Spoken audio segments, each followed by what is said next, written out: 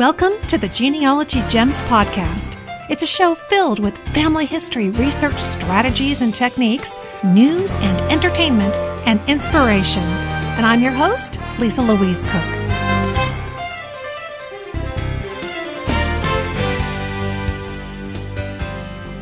Hello, everyone, and welcome to Genealogy Gems Podcast episode number 202. It is a great day for genealogy, and it's a great day for shashas. I tell you, I had so much fun today. I went to the Janie and Jack store. I think that's the name of it, or Jack and Jill or something like that. And I bought Easter outfits for my grandsons. Oh my goodness. They will be decked out in ties, and a long tie for the older one, Davy, and a bow tie for little Joey. And I have to say, I think I exercised great restraint because I didn't buy all the little girl dresses. Girl dresses? Why would I do that? I have two grandsons. Because Vienna's going to have a girl. I'm so excited. I'm pretty sure I told all of you that my oldest daughter, Vienna, Davy and Joey's mommy, is expecting. But now it's official. It is a girl. And if I told you before, well, then just blame it on Shasha Brain, because I'm beside myself excited. And I walked in that store and I'm like, yeah, I want the Oxford shirts and I want the ties and I want the khakis and stuff, but take me to the girl stuff. But I didn't do it. She's not due until July, so I have some time to restrain myself. But I tell you, I'm looking forward to it. I mean, I raised 3 daughters, and I love, it's been a joy having grandsons. That's a whole new ballgame for me, but I tell you, I am really excited, and you never know. There might be a Louise in that name. It does go back about 8 or 9 generations without a break. Yes, I've told Vienna that. I have told her without a break. So I have a feeling I might get lucky on the Louise front. But we're going to get lucky today on the genealogy front because there's a lot of big news to talk about. The news right now buzzing around the genealogy world here at the end of March of 2017 is Ancestry.com rolling out its new Genetic Communities experience. And those who have their DNA tested there can now explore whether their genetic and their tree data match any of the roughly 300 ancestral migration groups that we talked about last month in episode 201. Well, today you're going to hear straight from Ancestry.com's Chief Scientific Officer, Catherine Bell. And your DNA guide, of course, Diane Southard, is going to join me right after that conversation to kind of add some of her insights to this exciting development. And then you're going to hear from another great guest. Gosh, we have back-to-back interviews today. Joe Greer will check in from the genealogy reality TV show, Relative Race. It's on BYU TV. And of course, we've packed a lot more in the show before and after those conversations. You're going to hear a fun listener email about a botched reference to 1950 U.S. Census records in a Stephen King novel. That got me realizing that we are exactly at the 5-year mark from when the 1950 census will be released in April of 2022. Mark your calendars. So today, you're going to hear my tips on 1940s research and prepping for that 1950 release. It is never too soon to plan. And a big finish today, Sunny Morton joins us to announce the newest Genealogy Gems Book Club title. She's chosen another winner, and this is an internationally best-selling author that I know that you know, and I know that you love, and that is coming up towards the end of our show. So let's talk a little bit more about the news. There has been some other news here. MyHeritage.com has a new tool to help you double-check your online tree. This is called the Consistency Checker. And if you've got a family tree on MyHeritage.com, all you have to do is log in. You'll find this tool under the Family Tree drop-down menu. And according to the website, it says, quote, the new tools scan your family tree and identifies potential mistakes and inconsistencies in your data so that you can quickly make the necessary changes in your tree, improving its overall quality and accuracy, unquote. Well, the tool watches for about 36 different kinds of errors that show up in family trees, such as things like a child born after a mother's death date, or missing death information, for somebody who was born in 1852, who should have a death by now. It will also spot places that you may have made a data entry error, like putting a woman's married name as her maiden name. And of course, what you entered may be intentional and the best information that you have. You can always mark a consistency checker problem as something to ignore, and it won't pop up again. But a periodic review of these might really help you identify trouble spots on your tree where you or somebody else has just made a mistake. And you can update any apparently 165-year-old relatives who are still marked as living on your tree in one swoop. Now, MyHeritage has had a tool like this in their free family tree builder software for quite some time, but now they've brought it to their online tree users. And I think anybody who uses an online tree can appreciate that effort. And as an FYI, Roots Magic software does have a similar tool as well. It's called Problem Search, and users can find it under the Tools menu. So select Problem List to see the different kinds of problems you can have Roots Magic identify for you, like missing information to children born before a parent, things like that.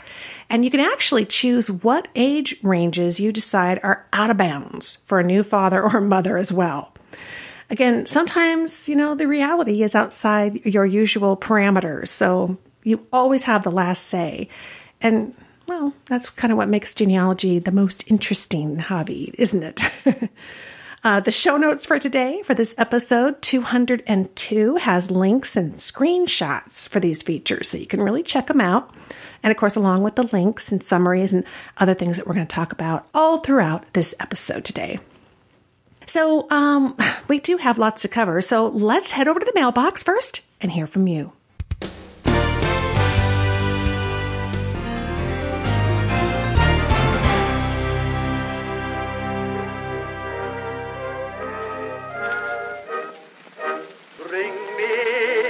Letter from my old hometown, one with some jokes from my old pal Jim Brown. Bring me a letter from that girl of mine, saying that she's longing for me all the time. Bring me a letter from my proud old dad, who knows that we are winning, and I bet he's glad. But more than any other, a line from my old mother. Bring me a letter from my hometown.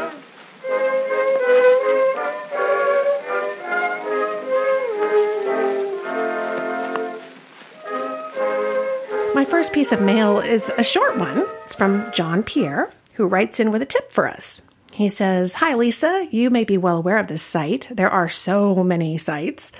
I had run into a family line in Norway, and in reading the names, you could see some type of pattern in last name combinations, but I wasn't sure what they meant.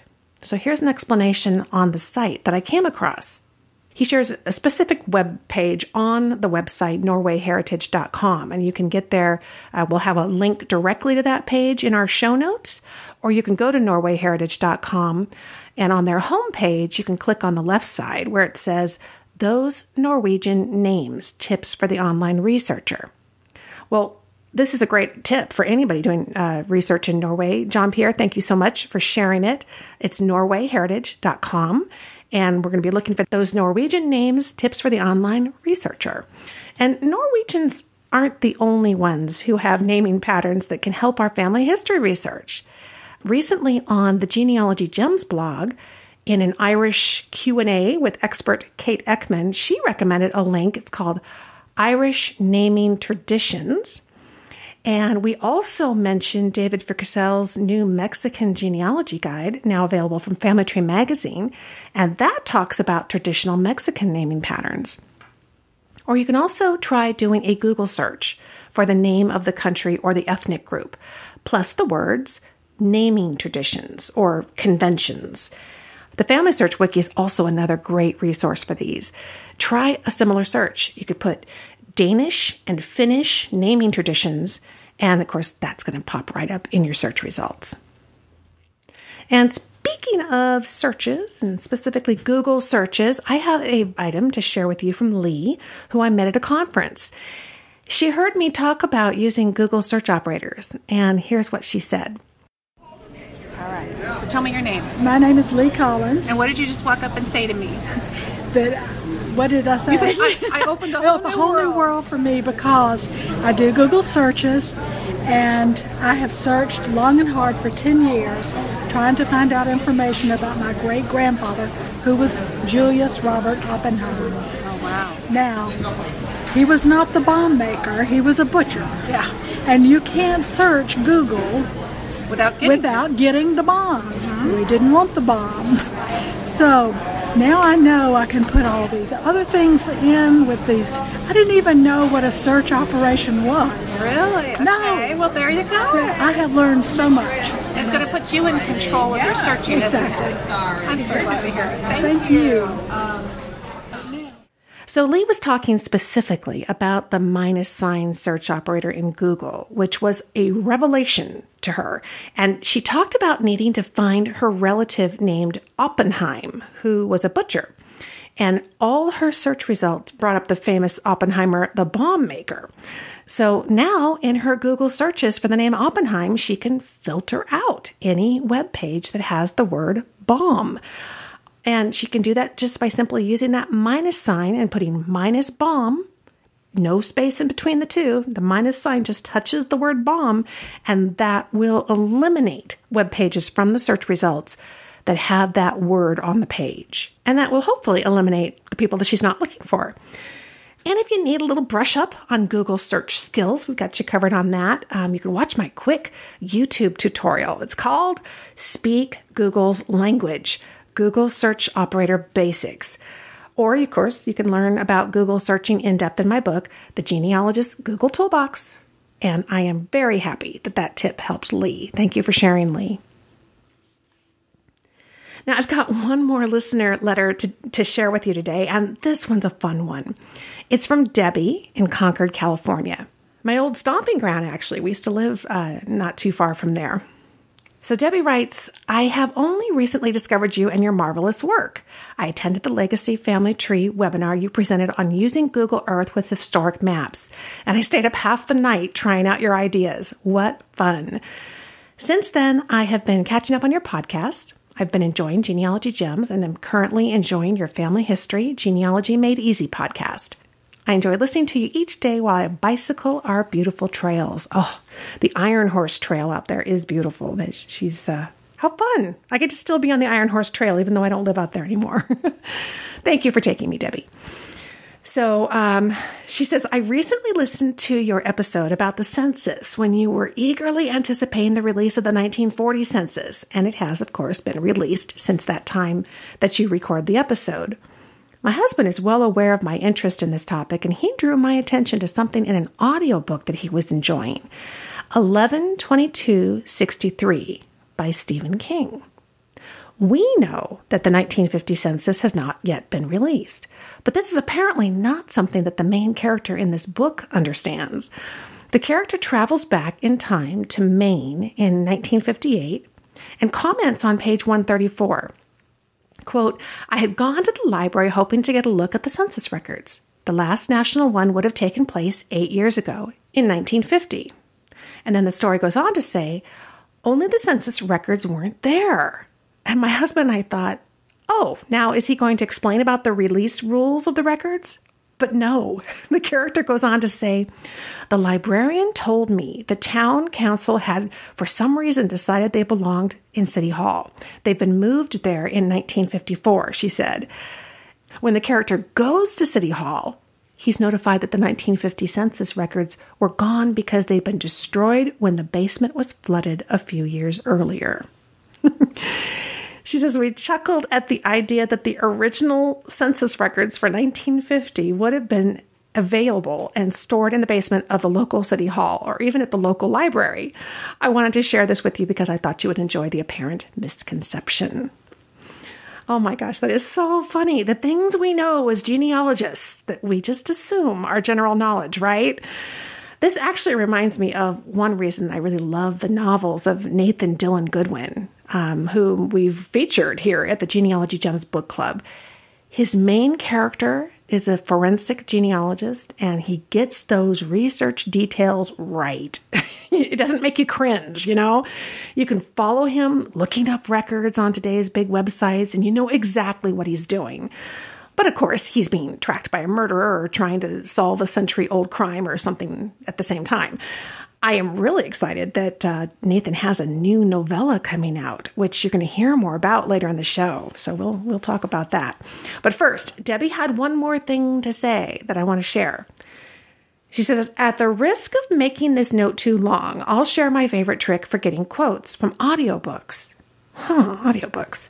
She says, I look up the book on Amazon.com and I click the look inside the book link. Okay, we've seen that, you know, where in the product page, there's a picture of the book on the upper left-hand side and it'll have a link that says look inside the book.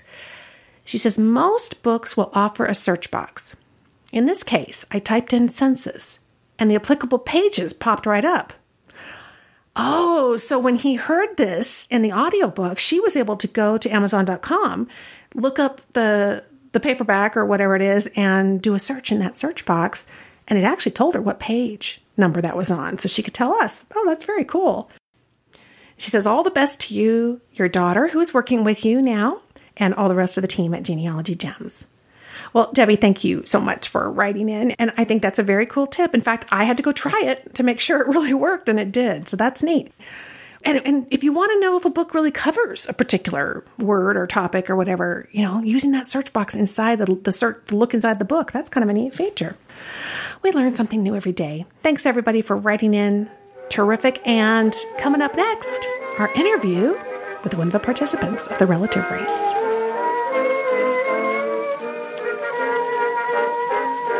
Bring me a letter from my proud old dad, who knows that we are winning, and I'll bet he's glad. But more than any other, a line from my old mother. Bring me a letter from my hometown. You've probably found wonderful old photos and documents in your research, but that's not exactly exciting stuff to your kids and your grandkids. The truth is, the non-genealogists in our families aren't captivated by the same things we are, but you can change all that with Animoto.com.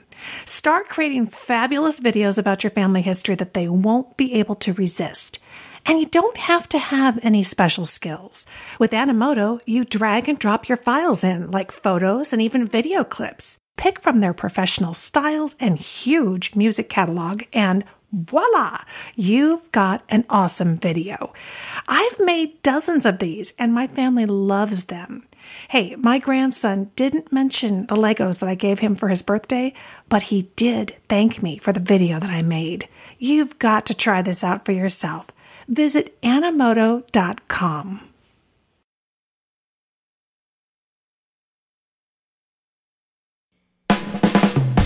Well, the new season of Relative Race on BYU TV is up and running, and I have one of the members of one of the teams here today.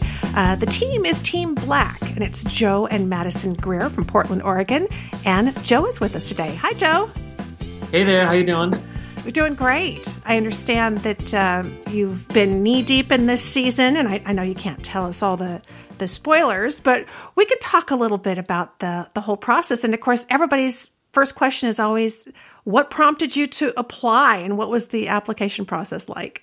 Of course, yeah. So we had a very close friend of ours, Ian Nelson, who was a production photographer on season 1. He followed around one of the teams. I think it was actually Red Team, where he was just kind of the still photographer that was working with season 1. So he lives in Portland, Oregon with us and is a close friend of ours, and he knows our story really, really well. So whenever he got word through social media that they were casting for a second season, he came to us and was like, guys, you have to apply.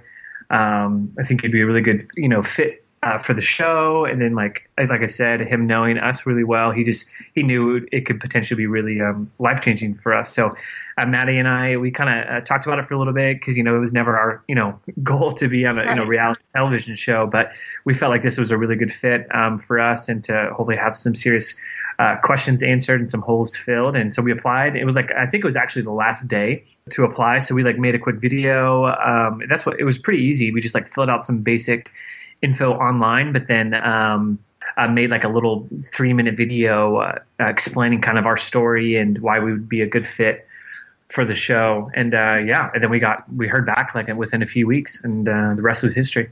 That's great. And your story, I know from watching the video that you did, that you were talking about the fact that this is kind of centered around your family history. And we'll tell everybody the story, kind of the background of your mom and kind of what you were hoping to get out of it. Exactly. I think doing this, a lot of it, Madison really wanted to do this for me. Her and I have two totally different family backgrounds, and just even family upbringings, and just Madison's very close to all of her family and knows pretty much everyone in her family. So, but me on the other hand, I've had a lot of holes in my family. For example, I lost my mother to a drunk driving accident that wasn't her fault when I was around 6 years old. It was just her and I growing up, no father figure. And when I was, so when I was 6 years old, my mother passed away from complications of her injuries, and I was adopted by my aunt and uncle, my mother's sister, where I grew up in Florida, but I never knew who my biological father was. So, applying for the show and wanting to be on the show, it was very exciting because I knew that I had the possibility to, one, find more about my mother's side, because again, even though I had met, aunts and uncles from my mother's side, there were still a lot of cousins and close aunts and close, great aunts. As we saw on episode 2 that had aired last week, I met or reconnected with my great aunt who I had not seen since my mother's accident. So there were things like that, but then also never meeting my father, not even having any idea who he was, or never even meeting anybody on that side of the family. That was a huge part of me wanting to be on the show, was trying to crack open the mystery that is my father's side. So, and is that kind of a DNA story? Is that something that I think in the past, at least, relative race has had a focus on DNA? What kind of part does that play in this? So we had to submit DNA samples, extensive family tree background, everything I knew about my past, as much as I could help. I had to submit and let the professionals take over, and then they did the matching. And you'll have to stay tuned and figure out what happens over the rest of the season and who we meet and the connections that were made. But a lot of it was done through AncestryDNA and what they found.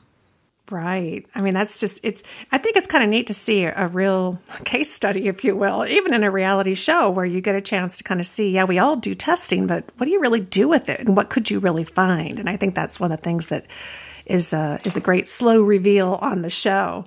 Yeah, because there were some really radical discoveries that were found, and as each episode airs, and as you keep finding out about our story and the other contestant stories, the ancestry aspect of the show obviously played a massive role for myself and Madison, but also the other contestants meeting family members.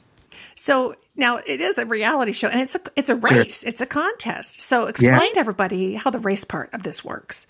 Yeah, so we take off, all 4 couples take off from Miami, Florida, and we end up in Boston. It's a 10-day excursion.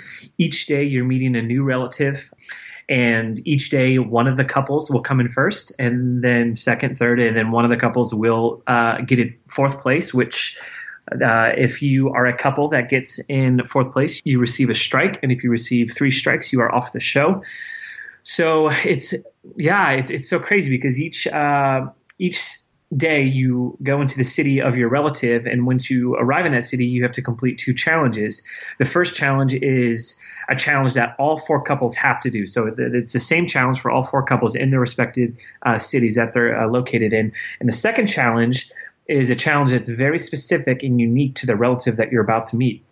So as we saw in the first 2 episodes, episode 2 that just aired last week, our challenge was we had to take an accounting test because my relative that we met had a history in accounting. So we obviously didn't do really well on that challenge, as you saw. So it was really cool. That was one of my favorite parts of the show, was that the second challenge was very unique and specific to the relative we were about to meet, which was just crazy and emotional and exciting. Also like, oh, I have an accountant relative. That's crazy. And now I can hopefully send them all my my taxes stuff that they on that end. But no, so it's so strange in the best way.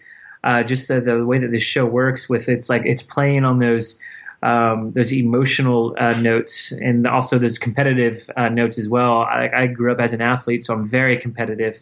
And so it was a crazy thing, but then also trying to navigate across the country with just a paper map and no GPS or no cell phone. And as millennials, that was really tough. But I think we did a really good job. So, and if you get 3 strikes, you are off the show. So, wow. So it's kind of a cross of Amazing Race and Who Do You Think You Are, and kind of all of it pulling together.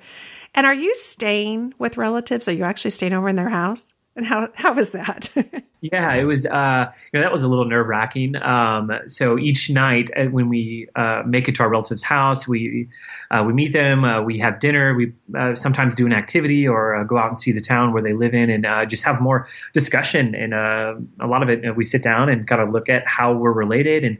And then we end up staying the night with our relative, which is, we never, throughout the show, we never had any crazy experiences with that. I know some of the other teams have, or even last season, the now blue team that's on the second season, they made their relative, who was the red team last season, sleep in a tent in the backyard. So we had no crazy experiences like that. But it was honestly super exciting. That was just a really cool, intimate, and personal way to get to know our relatives that we were meeting that night, instead of just checking into a hotel. I really enjoyed that aspect of the show, was staying with our relative. I thought that was a really unique and special way to get to know them better. Are all of the relatives that you're interacting with, are they all on your side, or does Maddie's family fall into this as well? She does, yeah. She definitely. Okay. So it wasn't just me. I will say that the majority of them were from my side of of things. But Madison, going into this, she knew that was like most likely going to be the case. And but there were times where we connected with some of Maddie's family members, which was really special and unique. So yeah. How fun. Well, about 10 years ago, I did a reality TV show back when it was like new stuff. And one of the things that you figure out is that there's your reality TV show experience, and then there's your personal experience. And sometimes the personal experience doesn't really show up on the screen at all. But I'm interested to know what you may have experienced, or what the surprises might have been between those two. Between the personal and where you walk away and you look at Maddie and you say, wow, this is what we got out of this, and this is how we feel about this. And then you watch the show and you go, whoa, sometimes there's a disconnect because they've got a race going. They've got all these other things to cover. Exactly. So were there some takeaways? Were there some surprises in what you experienced that people might go, oh, wow, I wouldn't have picked up on that you felt that way about it? Or Right, yeah. Well, I can only answer that to the last 2 episodes because we haven't seen any of them. Obviously, like we see them whenever they come out on Sunday nights. So right. First time we're recalling and reliving all of these really special moments. And, going into it, we were kind of like, okay, it's a reality TV show. How are they going to tell the story? How are they going to cut it? Are they going to make us look a certain way? But honestly, we've been really impressed and pleased with the story, especially our story, the Black teams. We've loved it. I've, teared up the 2 episodes that we've watched, just kind of reliving those really special moments of meeting family members. So it's been honestly an incredible experience, and there hasn't been much of a disconnect on our aspect from it. But again, we still have a lot of there's still 8 more episodes in the season left, so we'll see what happens. But yeah, I think even a lot of it, as I recall that time, because we filmed back in September. A lot of it was such a rush, and it was so like highly there was so much happening. There was emotionally and physically and competitively and mentally. It almost felt like I was like just in this, like I almost like blacked out for the whole like week that we were like 10 days that we're filming. like the best way, just because it was so extreme. And I was receiving a lot of closure, and a lot of new doors were opening, and new relationships were forming that I had never even imagined. All of that being said, all of this crazy emotional family stuff was happening, but at the same time, there were cameras all around, and they were filming it, and it was this. It was such a radical mix. It's really hard to explain it, honestly, if you haven't experienced it or what happened. But for us, it was really natural for us. Maddie and I are very comfortable in front of and around cameras. We're photographers, and my wife's a fashion blogger. And so we're kind of from that world, and we understand a lot of the language and a lot of things that happened. And honestly, most of the times we didn't even realize that the cameras were there. We were just kind of being ourselves and interacting with our family and getting to know them. And it was really just like transparent and honest and real. And watching it back over the last 2 episodes, it's been honestly super incredible and great. The way that the producers and the film crew, how they told the story, we think they told it really, really well. Well, it's an unusual show in that it's 10 days compressed. I mean, that's a very compressed schedule for a 10-week series. So you're cramming a lot. We're actually probably seeing a lot more of what went on just because you are getting it, 10 days, 10 episodes. That's great. So what are you looking to in the future? Now, we're not going to go into what happens in the episodes, but the question is do you think you'll stay in touch with some of the people that you've connected with? And you don't have to say who it was, but were there any people that you went, wow, I am so glad this person is now in my life? Oh yeah, 100%. Yeah, we've and even honestly, we've still been in contact with a lot of the family members that we met. So that wrapped up in at the second week of September, and that we've still been in contact with several of our relatives. And it's been really special. We've been kind of we can't really post stuff on social media, on Facebook or Twitter or Instagram yet until those episodes are aired. So it's been kind of like these secret conversations we've had, over like text message and stuff. We can't go public with it yet, which is completely reasonable, and we understand that. But so we're excited for each episode to air, and I can kind of, because social media is a huge part of me and Madison's life and what we do, and so I'm really excited to share that when the time comes after each episode airs. But we've definitely been in contact, and hopefully planning some trips in this coming year in the summer to see some of those family members as well. So it's been super exciting. Well, that's great. Was this your first dipping of your toe into family history in terms of any kind of research? Do you think you'll be doing any research in the future yourself? Yeah, it definitely has. I had done personal research several years ago, like 4 or 5 years ago, and trying to find my father. But got a bunch of dead ends and no closure at all. Every door kept getting shut. So I just I just took a step back. I was like, okay, well, maybe this isn't the time or season that I can try to find him. And I just had a lot of dead end roads, and things kept getting shut off. And I just was kind of like, okay, I'll just take a step back, and maybe there'll be another opportunity in the future. And that opportunity, came to submit a DNA test and to see what happens. And again, I can't tell you what happens, so stay tuned. But I will say it was one of the most radically life-changing experiences for myself and for Madison, for us as a couple.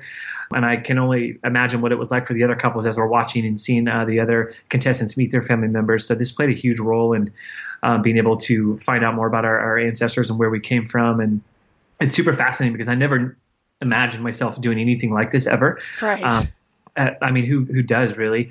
But it was really exciting, and I look forward to seeing who else I can meet and who else Madison and I can meet in the future. Yeah. Well, everybody listening will have an opportunity to continue along the journey with you and with all 4 teams, because there's lots of different stories happening all at once and lots of different reactions. The show is Relative Race. You can watch it on BYU TV, and be sure and head to the show notes and check out the link we've got there, because if you don't know which numbered channel that is on your system, you can find it through the website. Hey, Joe, this was a lot of fun. Congratulations. And we're looking forward to seeing what the rest of what happens. Thanks so much for joining us. Thank you so much. And go Team Black.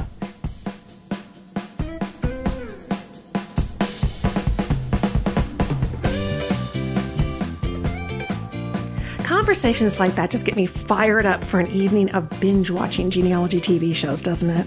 Do you have a favorite one? Maybe there's one that you caught a few episodes of and you want to get back to. Well, if you're listening through the Genealogy Gems app, your bonus content for this episode is a PDF summary of 8 top genealogy TV shows from the past several years and where you can watch them online. A few of them are free, including Relative Race. And, if you don't have the Genealogy Gems app yet, what are you waiting for? It's absolutely free in Google Play for Android. It's just $2.99 in Apple's App Store. And, of course, it's available for iPad as well, and Windows, too. So check that out. That's our bonus content. And it is 8 top genealogy TV shows where you can watch them for free online. Coming up next, if you're an Ancestry DNA customer and you're able to pull up your DNA profile on your computer or on the Ancestry mobile app now while you're listening, you might want to, because we're about to hear what's new and exciting there. And if you're not an Ancestry DNA customer, you can still see what we're talking about in the demo video that you'll find in the show notes.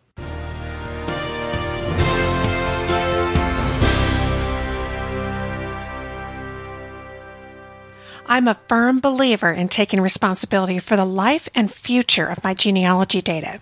So instead of just uploading my information only onto someone else's genealogy website, I enter it into my master database on my computer into the premier genealogy software program.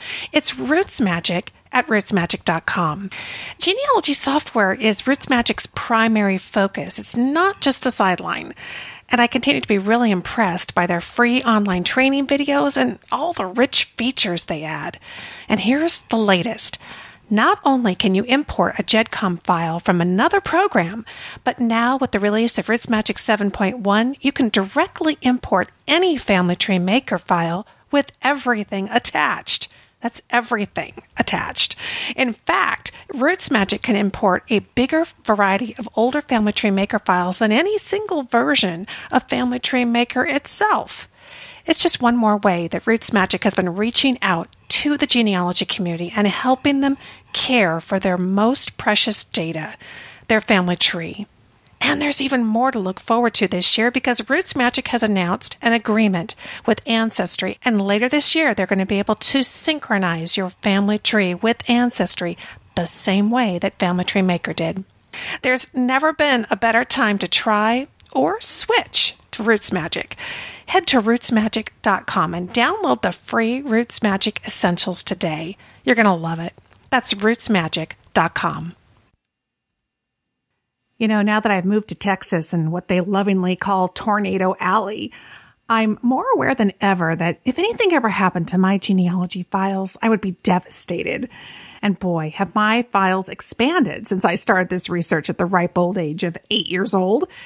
As genealogists, we don't just have paper files anymore, but we also have digital files like our genealogy database and precious old photos that we've spent hours scanning. No matter where we upload our family tree or anything else relating to our family history on the web, the responsibility for the total safety and security of our files lies with us. That's why I'm so proud to announce that Backblaze is now the official backup of Lisa Louise Cooke and Genealogy Gems. For the past few years, I've been researching and I've been test driving backup services, and hands down, Backblaze is my choice. It's certainly the easiest service to use. And I love their free app that allows me to access all my files on my smartphone and my tablet. Plus, it backs up everything, including my video files. Yikes, I didn't realize before looking at Backblaze that other services skip over backing up videos. So don't wait another day to ensure that all your files are safe and secure. Back them up like I do with Backblaze. Head to backblaze.com/Lisa and scroll down. You'll see my smiling face there and a great offer. Just $50 for a year's peace of mind and the best cloud backup around. Go to backblaze.com/Lisa.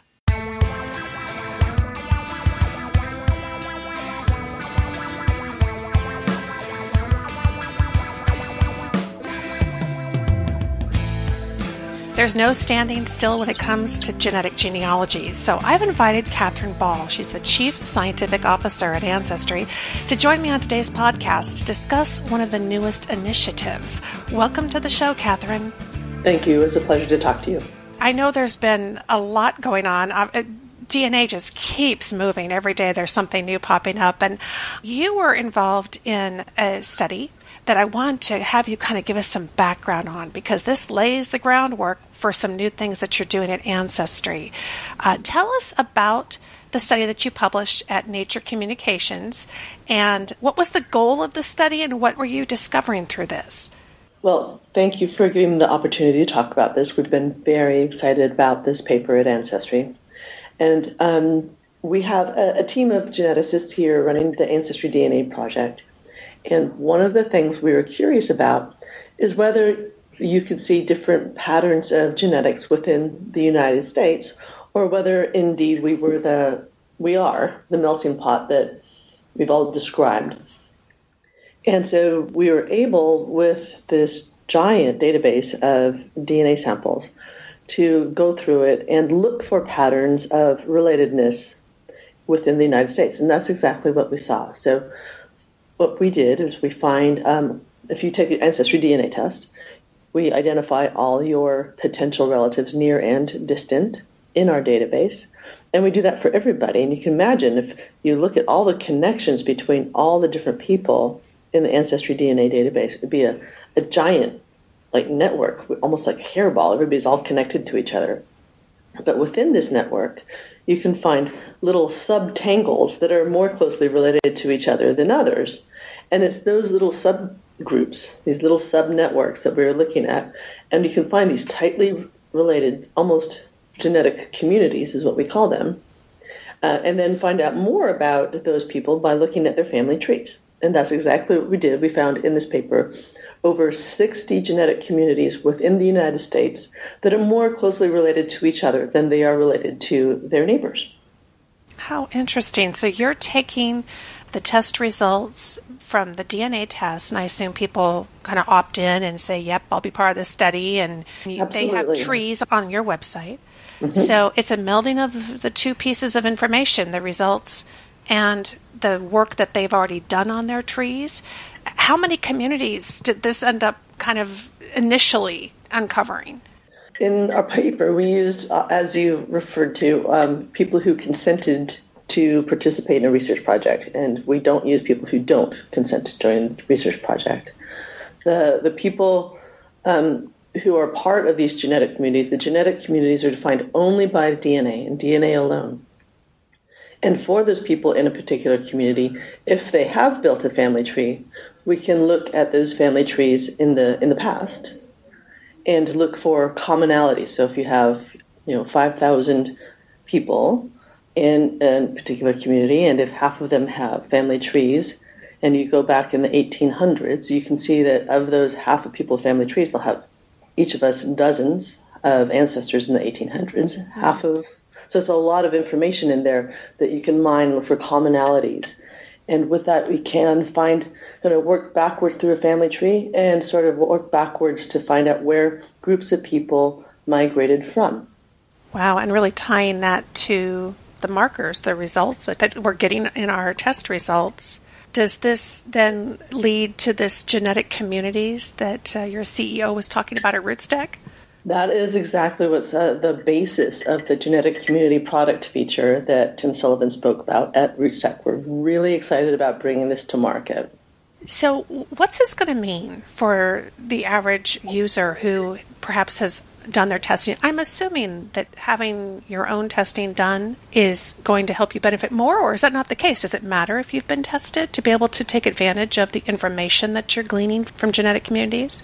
You absolutely have to participate in AncestryDNA tests in order to participate in this genetic communities, because otherwise we don't know who you're related to, right? So if you're using your genetic relationship to tie you into one or more of these different communities, and as the number of people in the database grow and the number of connections we all have with each other multiply, then we'll be able to tie people into more and more and more different genetic communities that help them understand the stories behind their ancestry. So then, my question as a novice comes from, like you said, there's dozens of couples in our family trees. You go further back. Yep. Autosomal testing is going to go across the spectrum. You identify a community. Can you at this point make a connection in my tree to say, we believe not only are you part of this community, but it's attached to these people on your tree, so that you're really making a connection between specifically which ancestors are we talking about? You can, right? If I say, for example, I'll give an example from my community. I'm part of a Norwegian community that goes back to a kind of specific part of Norway at a specific time and place. And indeed, my great-great-grandmother emigrated from that place to come to Iowa, of all places. But you can see that. You can see that I had an ancestor, boom, right there at that time when other members of the genetic community were living in that part of Norway. It's really quite remarkable. Yes, that sounds very remarkable. And I think this seems like it's taking the next step from when we first got our autosomal test through Ancestry. We get results. We try to match up with people who also have trees. Of course, lots of people don't have trees. They just did the test. They want to see what their ethnic background is, and that's where they leave it. You're really starting to then take that next leap into the connection with our family history and actually tying it into specific people. That's pretty cool. It is pretty cool, and I think it's what we're really hoping is that it brings really novel and exciting insights to people who are dedicated genealogists. But in addition, it brings an interesting and exciting little piece of information to somebody who isn't a dedicated genealogist, someone who just perhaps maybe wanted an ethnicity test, but now can get a quick insight into their family history, even with the migration of where somebody might have come. And I can't imagine that that's not going to cause most people to get bitten by the bug. Yeah. So somebody who has taken this test and they have not built a tree yet, this then becomes an incentive, right? Because there's not a lot they can do to benefit from this unless they do start building the tree. No, absolutely. You can benefit from this whether you have a tree or not. You need a DNA test. You might need to do some research to confirm or find out who was there. So, for example, if I didn't have a family tree, I would still get that genetic community of one small part of Norway. It would at least give me a place to start looking to find out who in my family tree came from that area.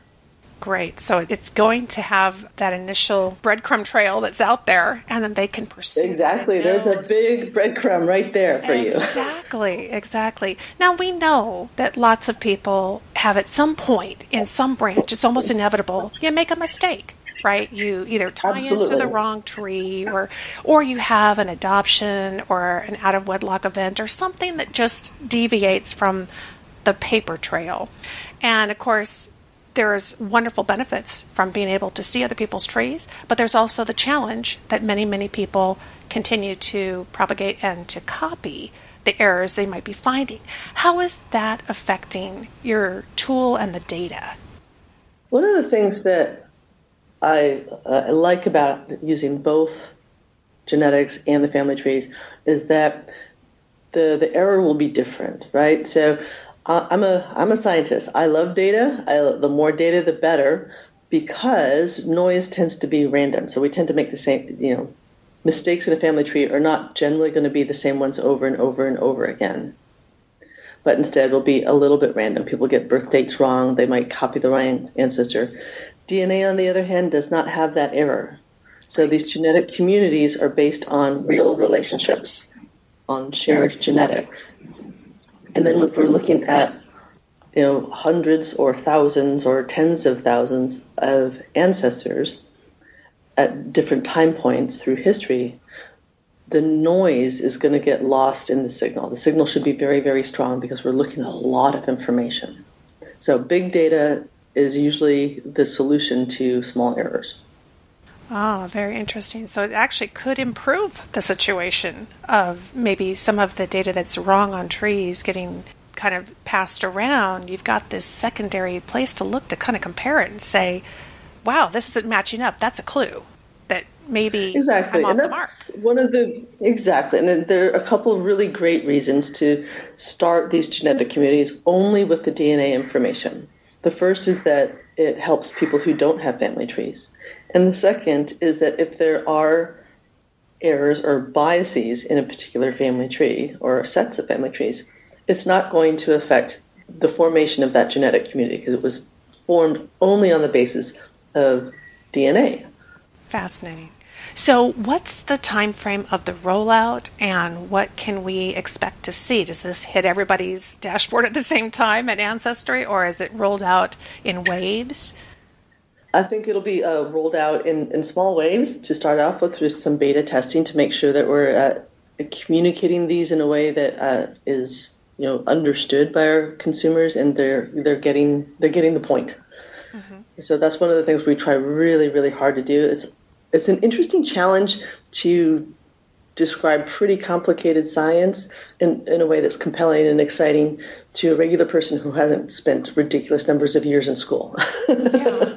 So we're hoping you can skip over the school part and be just excited about it as I am. Absolutely. Who are your key genealogists there at Ancestry? I know you're the scientific officer. Do you have somebody that's kind of your right arm in terms of the family tree side of things and putting this together? I think the person I lean on the most when I have questions with family trees would be Jennifer Utley, to be perfectly honest. She's my go-to person. Excellent. Great. We're familiar with her. So time frame, are we looking at, I think when we were at Roots Tech, they were saying like in a month or so, but like you said, it's coming out in small waves. So Are we just kind of looking at this throughout 2017? Oh, I hope it gets out there well before the end of the year. Absolutely. No, I'm hoping it gets out to you and to most people very, very soon. We're very excited about this. Awesome. We just want to make sure we're doing it right, so everybody is happy with it as we are. Exactly. And my final question is, I know that you're getting just loads of DNA tests every single day. I mean, it's just amazing how it's taken off. How are you going to keep this updated with communities? Is this something where that can come in real time, or are you going to have to do like periodic, bring in the next batch? How will that work behind the scenes?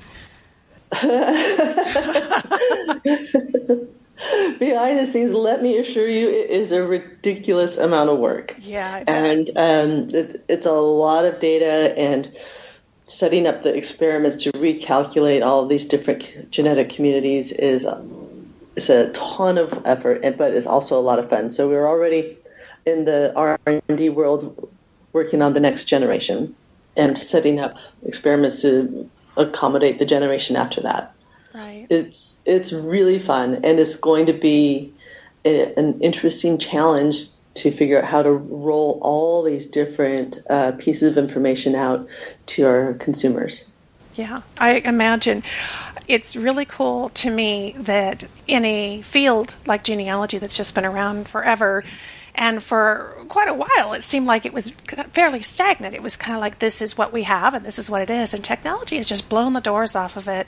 And that's just tenfold, I think, in the DNA arena. So it's exciting to know that we, with the first wave of this, we'll get a glimpse at some new, like you say, huge breadcrumbs, but also that we can look forward to so much more data as it grows, and your expertise in working with it. And I just can imagine the size of the project, but how exciting that they've got a dedicated person in you to move it forward, because we're all excited to see what's going to happen. It's been a huge privilege. It really, just to see how our work affects our understanding of the history of our country, and understanding that how impactful it is to real people that we talk to every day. It's been a thrill and very humbling. Well, Catherine, we really appreciate you taking a few minutes to join us here on the show and just give us the first glimpse at this. We will look forward to seeing what's coming in the future. Thanks so much. Oh, it's been my pleasure.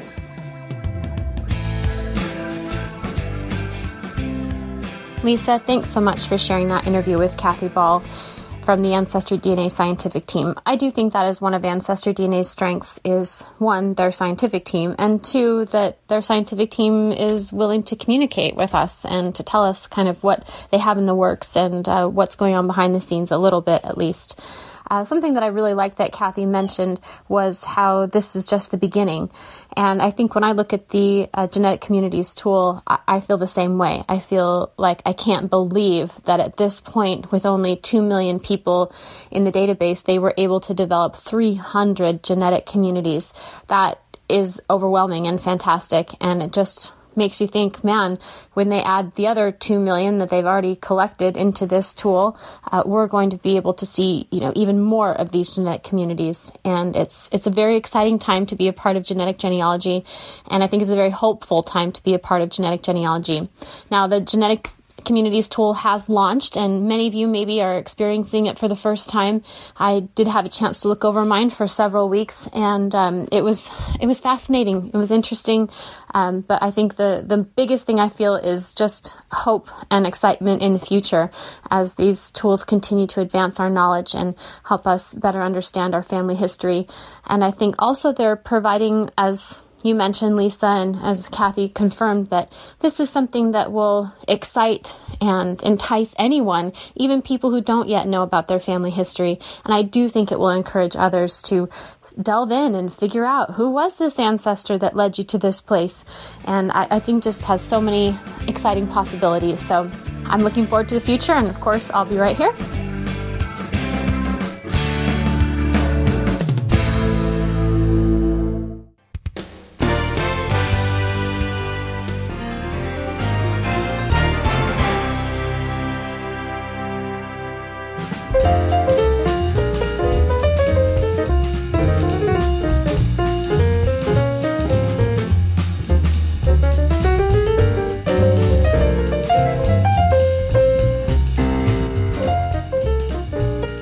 It's Sunny Morton, the Genealogy Gems Book Club guru.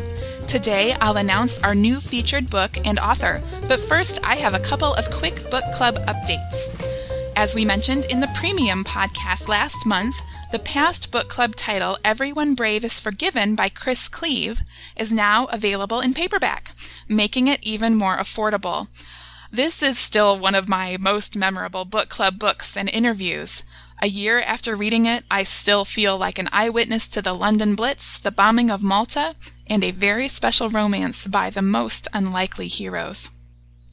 Also new for your bookshelves is a novella called The Missing Man, the newest installment in the Forensic Genealogist mystery series from Nathan Dillon Goodwin.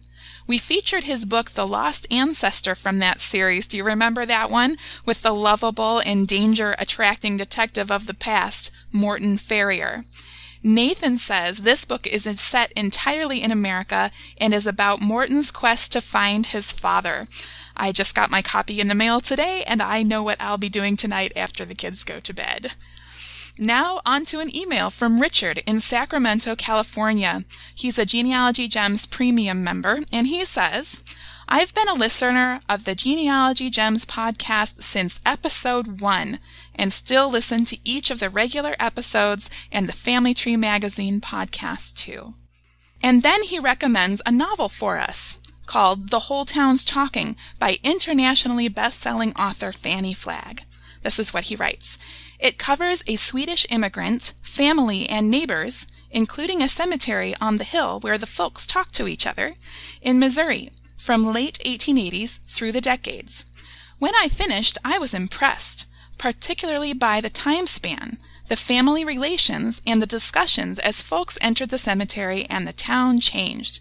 I have read all of her books. Each tends to focus on local folks in a southern community. And then he concludes by saying, actually, lots of her books would be valuable reads for the Genealogy Gems Book Club. Well, Richard, I agree wholeheartedly. I'm a longtime fan of Fanny Flagg myself. So I'm pleased to tell Richard and all of you that our new book is The Whole Town's Talking by Fanny Flagg, and the immortal storyteller herself, whom you may best know as the novelist and screenwriter behind the hit movie Fried Green Tomatoes, will join us on the podcast in 2 months. So go read The Whole Town's Talking, a multi-generational novel that begins with a Swedish immigrant planting roots in the American Midwest and luring settlers and a mail-order bride to the town he starts. As characters die, they take up residency in the local cemetery, as Richard mentioned, and they continue to comment on their descendants and on changes in the town, as you might imagine your own great-grandparents doing today. And if you finish that book, I can't resist recommending Fanny's other recent novel, The All-Girl Filling Station's Last Reunion, which we'll also touch on in my interview with her. The main character chases a huge family secret, which I'll tell you more about over the next couple of months. See the show notes for these book titles. I hope you enjoy Miss Fanny Flagg as much as Richard and I do.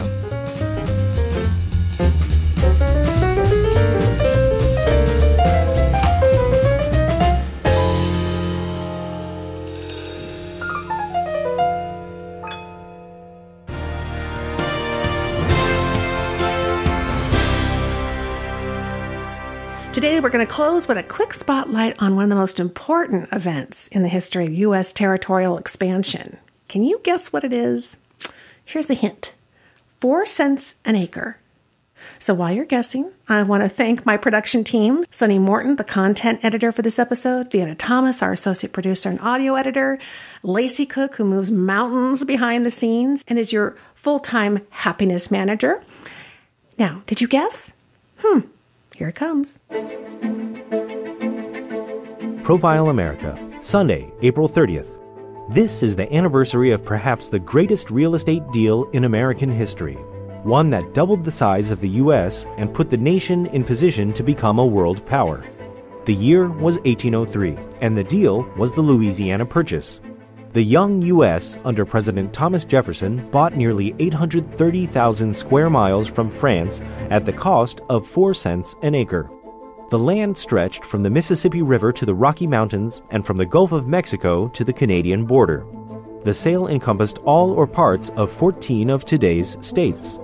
Appropriately enough, Louisiana became a state on this date in 1812. At the time, just 77,000 people lived there. Now, Louisiana is home to nearly 4.7 million. You can find more facts about America from the U.S. Census Bureau online at census.gov. Well, that's it for Genealogy Gems Podcast episode 202. Hey, why wait a month for another episode 203? Become a Genealogy Gems premium member today, and you'll be in time to catch premium episode 146. It's coming in later this month in April, and you have access to all 145 previous podcast episodes, so you'll have lots of listening to do. But for now, thank you so much for listening, friend. I'll talk to you soon.